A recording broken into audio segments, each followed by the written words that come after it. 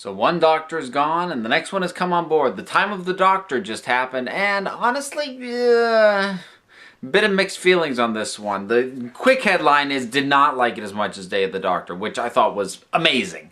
Most of why I don't feel that this was an exceptionally successful regeneration story hinges on one thing, and I'll get to that in a minute. There are a couple of smaller things, some good, some bad.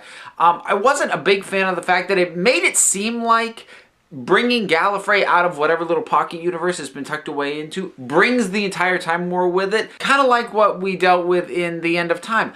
I'm not really liking that, because if the entire war was locked away with Gallifrey in the pocket universe, then how is that any better than it being stuck in the time lock that the Doctor supposedly saved everybody from?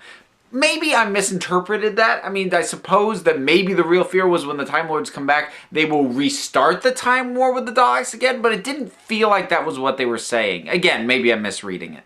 Some little things that I liked that we finally got a resolution on why the TARDIS blew up, and I'm fine with the fact that it was a tossed off line. I actually kind of like when there's one or two little lines that kind of fix a whole lot of problems. I always like that kind of writing anyways. I like that we kind of got an origin for the Silence as a religion, which I wasn't expecting, and that was a nice bonus. I like the fact that the actual transformation from Matt Smith to Peter Capaldi was so immediate and so sudden. That was a nice change of pace, because at this point we really think we know what a regeneration looks like. So when that happened, it was, whoa, okay. All the stuff with the Cyberman head I thought was really clever. It was a little bit like Wilson, the volleyball, you know, from the Tom Hanks movie, Castaway. However, ultimately, it didn't feel quite right to me, and it comes down to the overall feel of the episode. Now, generally, I avoid comparing Russell T Davies to Stephen Moffat. They're running the show different ways, and by and large, I prefer Moffat's approach, but I don't like to just compare and contrast, say he's better or whatever. But in this case, to really illustrate my point, I kind of need to do that.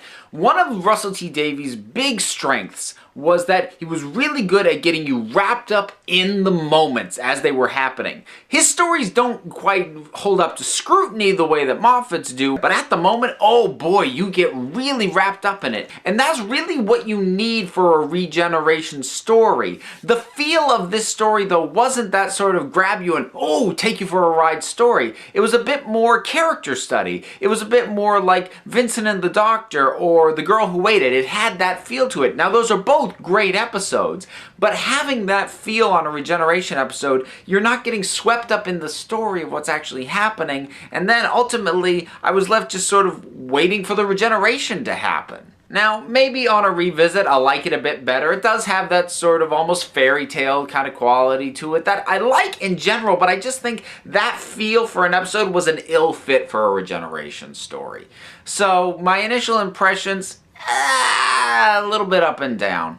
Of course, I'm gonna miss Matt Smith. He has been my favorite up to this point. I've said that before.